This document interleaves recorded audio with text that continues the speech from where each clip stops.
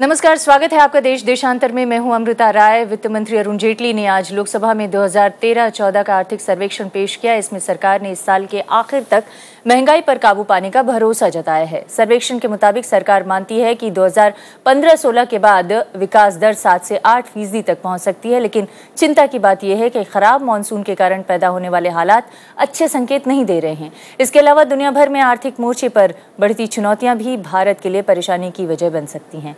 हालांकि राजकोषीय घाटे में पिछले 3 वर्षों में लगातार कमी आई है और इस पर सरकार संतोष कर सकती है।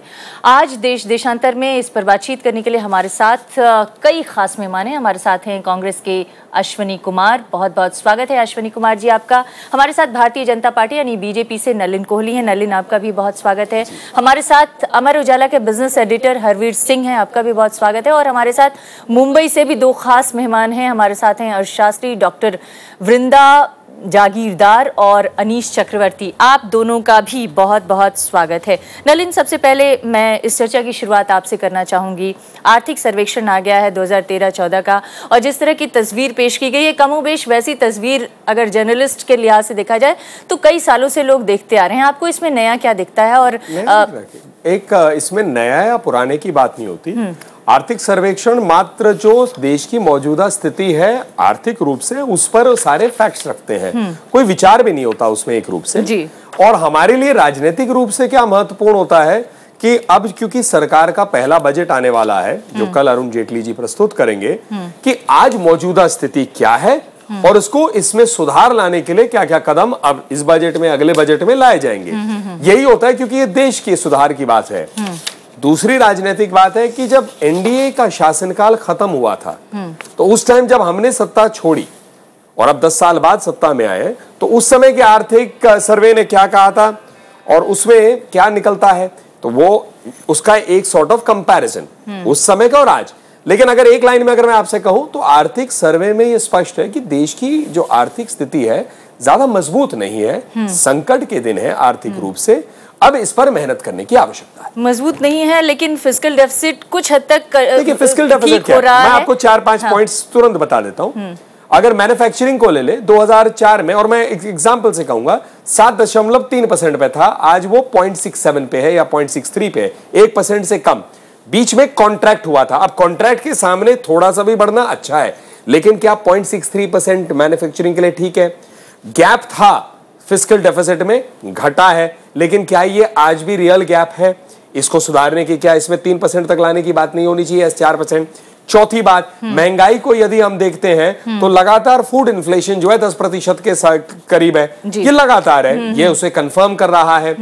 अगर हम पर कैपिटा डेट की बात करें तो 2004 में 5,000 रुपए प्रति व्यक्ति था, आज 2004 से जाते हैं हम चाहते हैं कि इसीलिए मैं आपको एक सीधा जवाब दूं, क्यों 2012-13 की भी बात करें। मैं इसकी सीधी बात करता हूं, 2004 क्यों?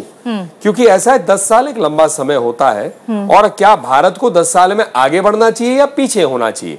तो उस रूप से 2004 लेकिन उसके साथ साथ आर्थिक सर्वेक्षण ये बता रहा है कि दरअसल दुनिया की स्थिति जो थी इस समय आर्थिक लेवल पे, उसका भी असर इसमें पड़ा है। अश्विनी कुमार जी, जिस तरह से आज आर्थिक सर्वेक्षण में बातें कही गई हैं, एक होप दिखाया गया है कि हमारा जो जीडीपी ग्रोथ रेट है आने वाले दिनों में 5.4 से 5.9% तक बढ़ सकता है। ये फिगर आपको कितना रियलिस्टिक लग रहा है? क्योंकि उसमें एक साथ मॉनसून का फैक्टर भी जोड़ने की कोशिश की गई है, और इसको देखते हुए ये क्या आपको नहीं लगता है ये थोड़ा ज्यादा ही ऑप्टिमिस्टिक है? नहीं, मैं नहीं मानता हूं कि ऑप्टिमिस्टिक है। जो देश की बुनियादी अर्थव्यवस्था है, जो पोटेंशियल है देश की इकोनॉमी में, उसमें 5.9% आर्थिक विकास कोई खास बात इसमें नहीं लगती। मगर नलिन ने बात शुरू जो की थी ठीक की थी, मगर बाद में आके कहीं थोड़ी सी राजनीति कर गए। देखिए, आर्थिक समीक्षा का मुख्य उद्देश्य होता है कि जो वस्तुत स्थिति है, आज देश की आर्थिक स्थिति है, उस पर चिंतन हो और उसको प्रकट किया जाए। 5-6 चीजें मुखर होके इस इकोनॉमिक सर्वे में, आर्थिक समीक्षा में निकल कर आई हैं, जिसको कोई झुटला नहीं सकता, क्योंकि ये बहुत ही ऑब्जेक्टिव असेसमेंट के बिना पर इकोनॉमिक सर्वे किया जाता है। एक बात ये कि फिस्कल कंसोलिडेशन जिसको करंट अकाउंट डेफिसिट को कम करना और फिस्कल डेफिसिट को कम करना, इस पर पिछले दिनों में यूपीए सरकार की जो उपलब्धि थी उसका जिक्र हुआ है। इंटरनेशनल इकोनॉमिक क्राइसिस, जो बहुत बड़ा इकोनॉमिक क्राइसिस था, आर्थिक संकट था सारे विश्व में, उसके बावजूद 4.8% की हमने इकोनॉमिक कंसोलिडेशन की है, फिस्कल कंसोलिडेशन की है। असूलन तौर पर 3.5% के नीचे होनी चाहिए थी, मगर स्टिमुलस के बावजूद पिछली सरकार ने 4.8% पर फिस्कल कंसोलिडेशन की है। 100 करोड़ से अधिक लोग गरीबी रेखा से ऊपर उठे हैं। 32 पॉइंट कुछ से लेकर 21 पॉइंट कुछ लोग अब गरीबी रेखा के नीचे रह गए हैं। इसके अलावा रिकॉर्ड एग्रीकल्चर प्रोडक्शन के बारे में आर्थिक समीक्षा बात करती है। इसके अलावा जो फॉरेन एक्सचेंज रिजर्व्स हैं, इतने इंटरनेशनल इकोनॉमिक क्राइसिस के बावजूद 304 बिलियन यूएस डॉलर्स के फॉरेन एक्सचेंज रिजर्व्स हैं हिंदुस्तान में, जो आज तक कभी नहीं हुए थे।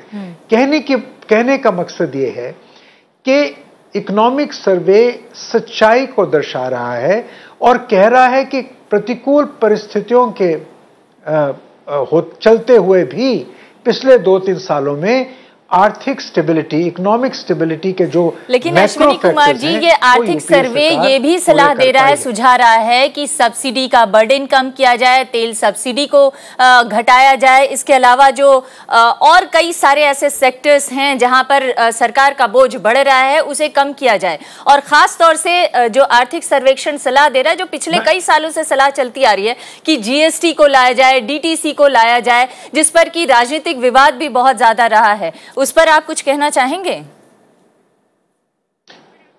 इस पे सारी पहलकदमी, चाहे वो जीएसटी हो, चाहे वो वैट हो, इस पे सारी पहलकदमी यूपीए सरकार ने की है, मगर आम राय, सियासी आम राय नहीं बन पाई, इसलिए कई चीजें नहीं हो पाई। अगर भारतीय जनता पार्टी, जिसके पास आज पूर्ण बहुमत है, अगर ये आगे बढ़ सकते हैं तो हमें खुशी होगी। ये सब इनिशिएटिव्स हमने लिए हैं, ये देश हित में है। जो भी भारतीय जनता पार्टी देश हित में आगे बढ़ा सकेगी, हम उसका समर्थन करेंगे। मगर आज ये कहना जी आप समर्थन करेंगे, लेकिन याद है जब जीएसटी को लागू करने की बात यूपीए किया करती थी हरवीर सिंह जी, तो विपक्ष का क्या रुख रहा? देखिए, और क्या इतनी ही आसानी से इस बार जो मौजूदा विपक्ष है वो इसे लाने में सहयोग करेगा? हालांकि अश्विनी कुमार जी समर्थन की बात कर रहे हैं। असल में बड़े अफसोस की बात है कि जीएसटी हमारे देश के लिए महत्वपूर्ण है। हाँ। यूपीए भी उसके पक्ष में था और अब एनडीए आया है और उन्होंने जिस तरीके से इस सर्वे में कहा है, समीक्षा में, कि जीएसटी और डीटीसी बहुत ज़रूरी है, और यहाँ तक कहा है कि अगर सेंट्रल जीएसटी ही लागू करके शुरुआत कर दे तो अच्छा है। इसमें जो बहुत महत्वपूर्ण भूमिका है वो राज्यों की है, और अगर केंद्र और राज्यों के बीच में तालमेल नहीं होगा तो इसको लागू करना मुश्किल है। तो अगर जो पीछे ये कहा गया लगातार कि इसके लिए इंफ्रास्ट्रक्चर अभी तैयार नहीं हो पाया, आईटी इंफ्रास्ट्रक्चर तैयार नहीं हो पाया, ये बातें जब वैट लागू किया गया तब भी हुई थी।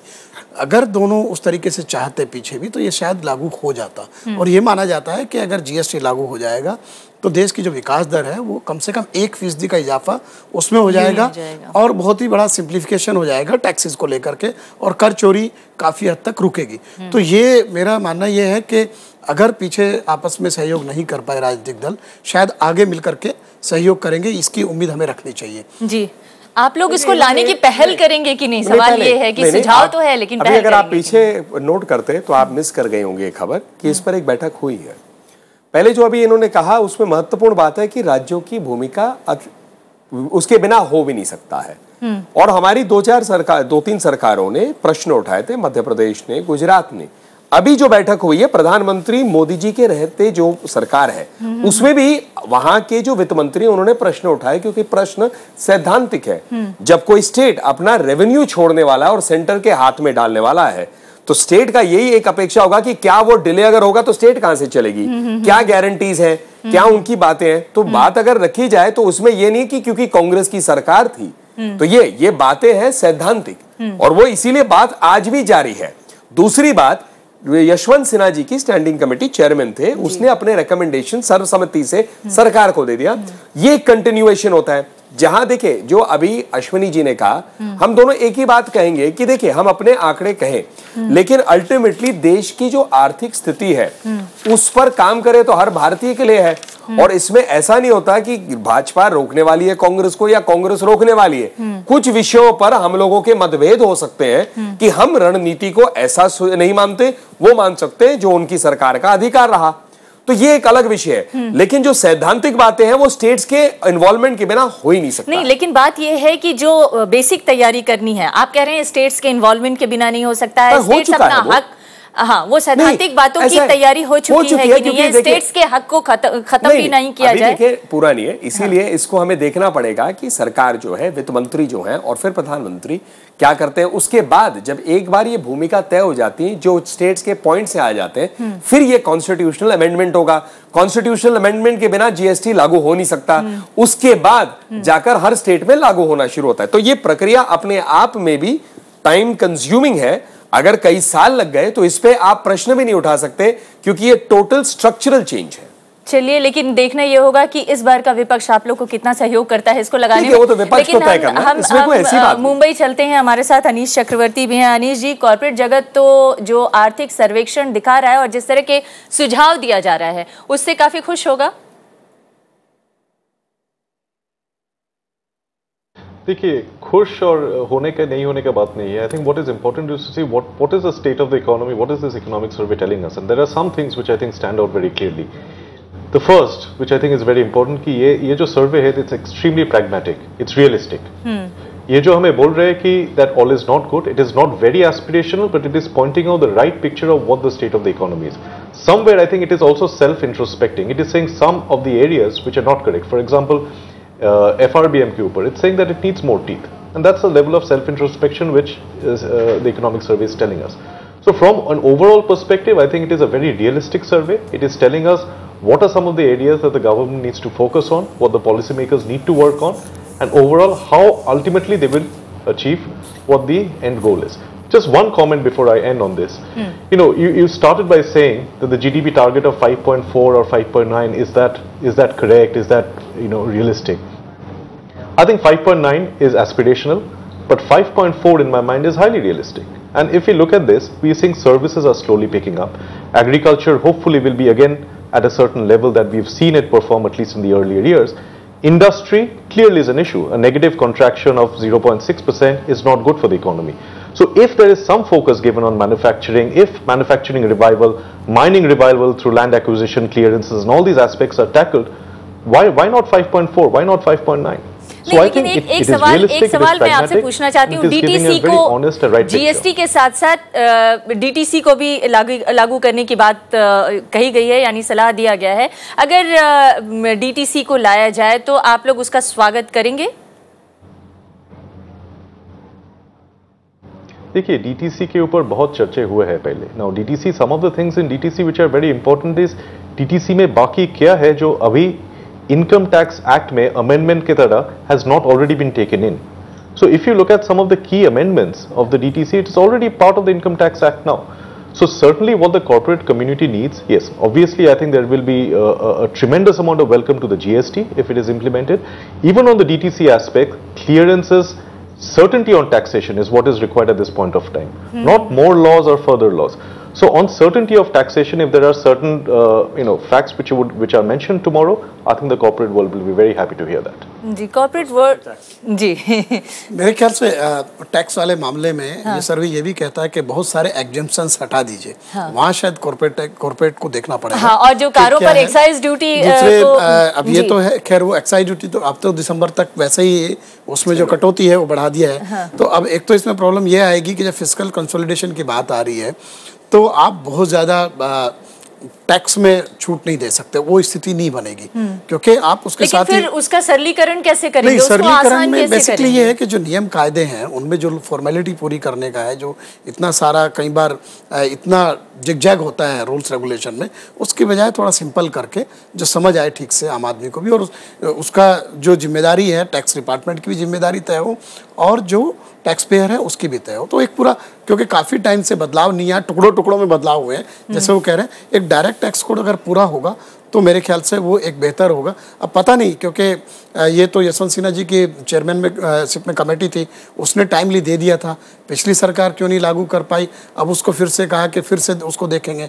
तो अब मुझे नहीं लगता कि शायद अभी भी जो है उसमें आप लोग लगातार पिछली सरकारों को नहीं, उसमें एक चीज और इम्पोर्टेंट है, पता होगा कि क्यों नहीं लागू कर पाई। टैक्स कोड में एक इम्पोर्टेंट बात है कि जो सुपर रिच के ऊपर टैक्स लगाने की बात है, और जो ये है कर छूट का दायरा बढ़ाने की बात है, कई महत्वपूर्ण पक्ष उसमें है जो कि थोड़ा जो लोअर मिडिल क्लास है या बहुत अरसे से ये है कि जो टैक्स का दायरा है उसमें जो कर छूट का स्तर है उसको नहीं बढ़ाया गया, वो शायद 3 लाख के रुपए की बात करता है।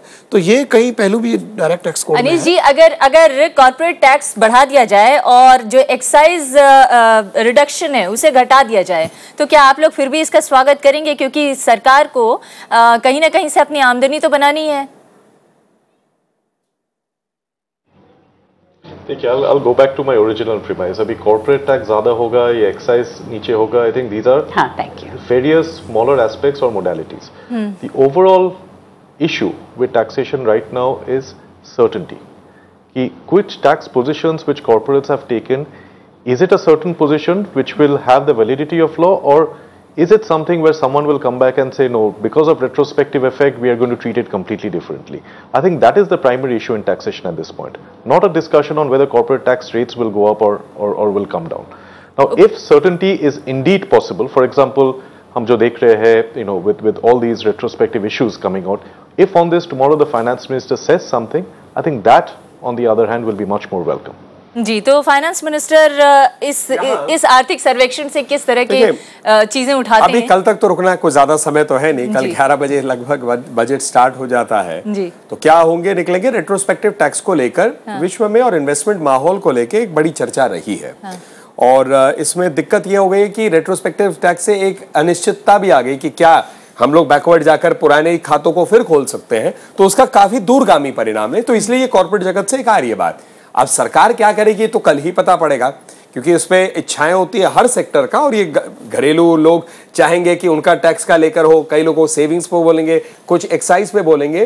तो मैनेजिंग कॉन्ट्रडिक्शंस कि अलग अलग जो प्रेशर्स होते हैं उनके साथ मौजूदा स्थिति को देखते हुए सरकार को अपना काम करने के लिए यही एक बजट का एक मूल बात होता है। वो तो आपने मुख्य बात ये कही कि मैनेजिंग कॉन्ट्रडिक्शंस जो है वही सबसे बड़ा कोर इशू है, और किस तरह से इस विपरीत माहौल में कॉन्ट्रडिक्शंस को मैनेज करते हुए वित्त मंत्री जी चलते हैं, देखने वाली बात होगी। हमारे साथ मुंबई से एक और खास मेहमान हैं, फॉर्मर जनरल मैनेजर हैं और हेड इकोनॉमिक रिसर्च SBI में रह चुके हैं, वृंदा जागीरदार।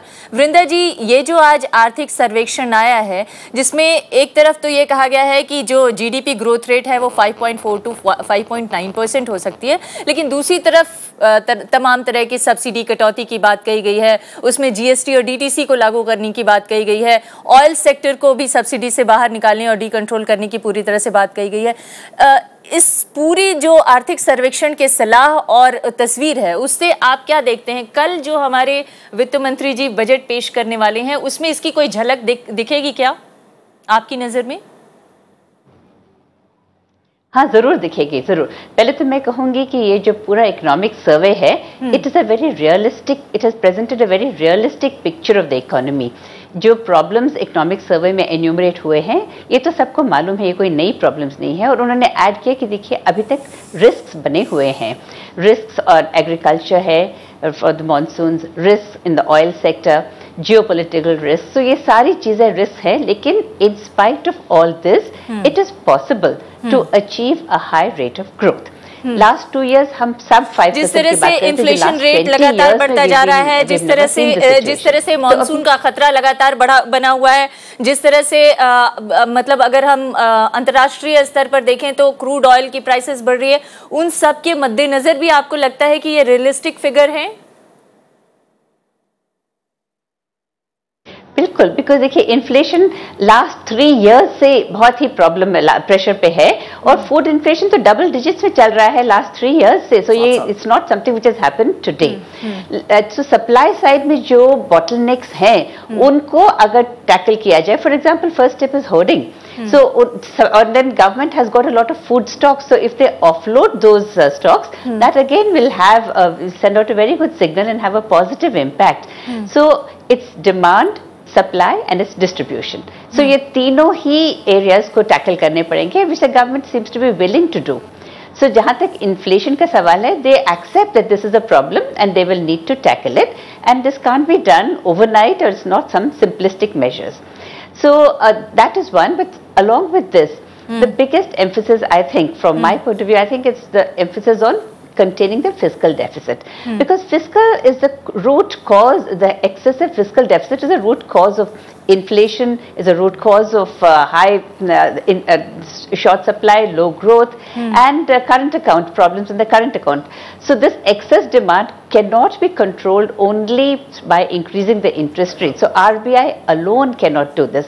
That again is a very realistic admission I find in the survey. जी, जो इंडस्ट्री के लोग हैं वो बार बार कह रहे हैं कि ये रियलिस्टिक है, ये रियलिस्टिक अप्रोच है, लेकिन मैं अश्विनी को नलिनी में अश्विनी कुमार जी के पास जाना चाहती हूँ। अश्विनी जी, एक और महत्वपूर्ण बात कही गई है जिसको लेकर थोड़ा विरोधाभास है, क्योंकि आपकी सरकार बार बार सोशल सेक्टर में सब्सिडी देने की बात करती रही, सोशल सेक्टर को मजबूत करने की बात करती रही, लेकिन जो आर्थिक सर्वेक्षण है वो कह रहा है कि जो मनरेगा है या सर्व शिक्षा अभियान है या जो उर्वरक सब्सिडी है, इन सब में सब्सिडी को घटाना चाहिए और इसको फिर से एक तरह से कहें रीवैम्प करना चाहिए।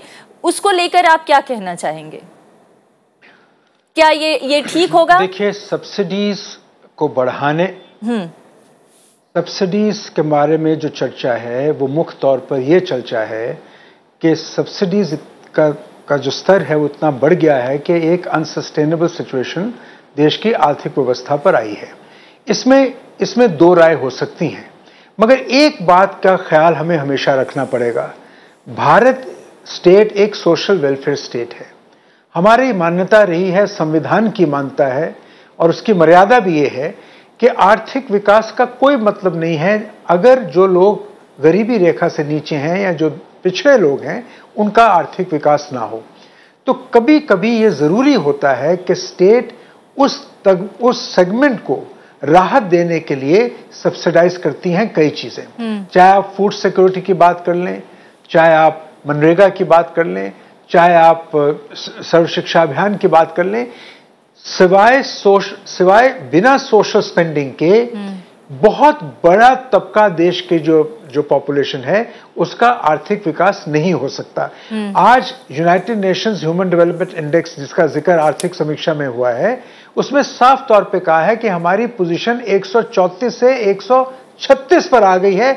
इतने बड़े विस्तार, इतने बड़े पैमाने पर हमारा जो लेकिन साथ साथ ये भी कहा जा रहा है कि माइंडलेस पॉपुलिज्म नहीं होना चाहिए। बावजूद अब नहीं, मैं बिल्कुल ये स्वीकार करता हूं कि माइंडलेस पॉपुलिज्म नहीं होना चाहिए, मगर पॉपुलिज्म डेमोक्रेटिक पॉलिटिक्स में कोई बुरा शब्द नहीं है, कोई गाली नहीं है। अगर आप पॉपुलिज्म की डेफिनेशन देखें तो पॉपुलिज्म की डेफिनेशन केवल इतनी है कि आम लोगों के अधिकारों की रक्षा जिन नीतियों से हो उनको अपनाना चाहिए, मगर यह बात सही है कि अपनी ओवरऑल कैपेसिटी को देखते हुए इसको अपनाना चाहिए। हमारा ये मानना है कि एजुकेशन और हेल्थ के सेक्टर में और फूड सिक्योरिटी जैसे सेक्टर्स में हमने जो काम किए हैं उससे बहुत बड़े पैमाने पर सामाजिक और आर्थिक विकास बड़ा है। आने वाले दिनों में आप इसका इफेक्ट देखेंगे जी। अब अगर सारी चीजों को आप वापस करना चाहें और 19वीं सदी की लेसे फेयर कैपिटलिज्म की ओर जाना चाहें तो मैं समझता हूं कि सोशल वेलफेयर स्टेट जो संविधान ने रची है उसकी मर्यादा का उल्लंघन होगा जी। इसलिए बजाय जी सब्सिडीज जो गरीबों के हित में हैं उनको रोल बैक करने के अलावा हमारी कोशिश होनी चाहिए, सबकी मिलकर ये कोशिश होनी चाहिए कि राजस्व बढ़े, आर्थिक विकास। लेकिन सवाल यही है कि राजस्व बढ़े कैसे? अगर हमारे पास आमदनी का जरिया पूरा नहीं है तो हम राजस्व बढ़ाएंगे कैसे? और अगर आमदनी का जरिया बढ़ाना है तो तरीका क्या होगा? टैक्स पेयर्स को और के नेट को के दायरे को बढ़ाना, या फिर कुछ डिसइन्वेस्टमेंट करके अपने पैसे कहीं और से निकालना, बाजार से निकालना, या कोई और तरीका होगा? लेकिन देखिए, देश में सबसे ज्यादा बहस इस बात को लेकर हो रहा है कि हर तरफ से ये सलाह आ रही है कि सब्सिडी घटाइए, सब्सिडी के बोझ को घटाइए। कुछ कहना चाहूंगा सब्सिडी पे जी।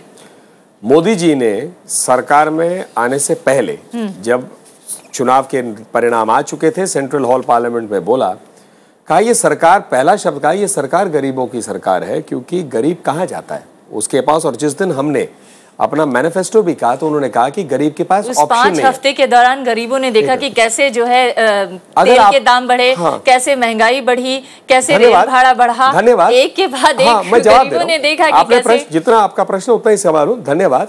आप शायद आर्थिक विषयों पे अगर थोड़ी सी जानकारी रखेंगे तो जानेंगे कि अभी तक मुझे विश्व में जब से आर्थिक नीतियों पे एक्सपर्ट्स भी बैठे हैं, ऐसा कोई मॉडल मिला नहीं है जिसने 6 हफ्ते में इन्फ्लेशन को खत्म कर दिया है। बाकी आपकी जानकारी हो तो मैं मानता हूं कि वित्त मंत्री जरूर बहुत खुश होंगे कि आपके पास ऐसा कोई मॉडल हो। अब आ जाते विषय पे वापस। तो उन्होंने कहा था, संक्षेप में ही कहूंगा कि उन्होंने कहा था गरीबों की, गरीब के पास ऑप्शन नहीं है। तो माइंडलेस पॉपुलेशन का आपने जो जिक्र किया, जो जेटली जी ने कहा, वो है फोकस।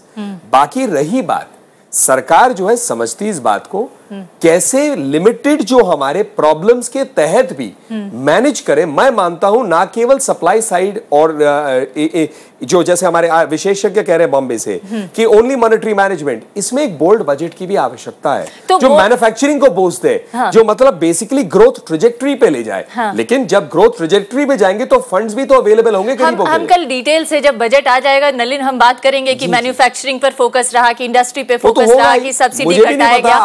हम जरूर बात करेंगे, लेकिन एक सवाल जरूर मैं जानना चाहती हूँ। अब एक आर्थिक सर्वेक्षण पिछले 2013-14 का आ गया है, 14-15 की तस्वीर को भी की तरफ भी इशारा किया गया है। सवाल यह है कि वित्त मंत्री जी जिस तरह से रेल बजट पेश किया गया इस सरकार का, उसी पटरी पर चलेंगे या कुछ अलग बोल्ड बजट ले आएंगे जो इससे भी ज्यादा बोल्ड होगा, जिसमें गरीबों की बात जरूर कही जाएगी लेकिन गरीबों को थोड़ी कड़वी दवा भी पिलाई जाएगी। इसमें एक चीज मानिएगा कि आर्थिक समीक्षा सिर्फ पिछले उस वित्त वर्ष का लेखा जोखा होने के बजाय एक संकेत होती है कि अगला बजट आप कैसा पेश करेंगे, और इसमें आउटलुक वगैरह दिया गया है। 3 चीजें बड़ी खास तौर से कही गई रिफॉर्म्स के मामले में।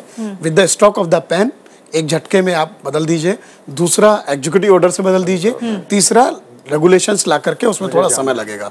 तो मेरे ख्याल से एग्जीक्यूटिव ऑर्डर वाले और जो with the stroke of a pen, ये 2 चीजें इसमें होंगी। और सरकार कहीं ना कहीं मार्केट के सामने चीज़ों को छोड़ करके अपना दायरा सीमित करना चाहती है। पूरे इकोनॉमिक समीक्षा, ये जो आर्थिक समीक्षा, उसका संकेत है कि सरकार को तभी इंटरवीन करना है जब मार्केट में कुछ गड़बड़ी हो, अदरवाइज मार्केट के सहारे छोड़ देना चाहिए। और इसमें मुझे एक बड़ी चिंता जो लगी है कि जो पिछली सरकार ने भी सीधे उस वक्त कहा था कि डायरेक्ट सब्सिडी देने का, ये भी उसको कंटिन्यूटी में ले जाता है। फूड स्टैम्प की बात करता है और उसमें कहता है कि सरकार को डिस्ट्रीब्यूशन और प्रोक्योरमेंट से बाहर हो जाना चाहिए। इसको लेकर के देखना पड़ेगा कि एक झटके में एग्रीकल्चर रिफॉर्म इतना हम कर देंगे, इसको किस हद तक और किस रूप में लागू करती है। फिलहाल के लिए आप सभी मेहमानों का अमृता जी मैं एक ही बात कहना चाहूंगा। हाँ जी, मैं इतना ही कहना चाहता हूं कि ये बात सही है जो नलिन ने कही कि 1.5 महीने में कोई इन्फ्लेशन कम नहीं की जा सकती, ऐसा कोई दुनिया में मॉडल नहीं। पर ऐसा भी दुनिया में कोई सरकार नहीं आई जो 1.5 महीने के अंदर इन्फ्लेशन बढ़ा दे और गरीबों की कमर तोड़ दे। बस इतना ही कहना चाहूंगा। बहुत धन्यवाद। चलिए हम कल तक के लिए इंतजार करेंगे। अगर आपकी अच्छी आर्थिक नीति रही होती तो शायद ये स्थिति आज हमारे को चर्चा करने के लिए हम कल तक इंतजार करेंगे वित्त मंत्री जी के बजट में किस तरह की चीजें सामने आती हैं और जो आज हम चर्चाएं कर रहे हैं, जो आज आर्थिक सर्वेक्षण आए हैं, उसका किस तरह का रिफ्लेक्शन उसमें नजर आता है। कल फिर इस चर्चा को आगे बढ़ाएंगे। बहुत बहुत शुक्रिया हमारे इस कार्यक्रम में शामिल होने के लिए।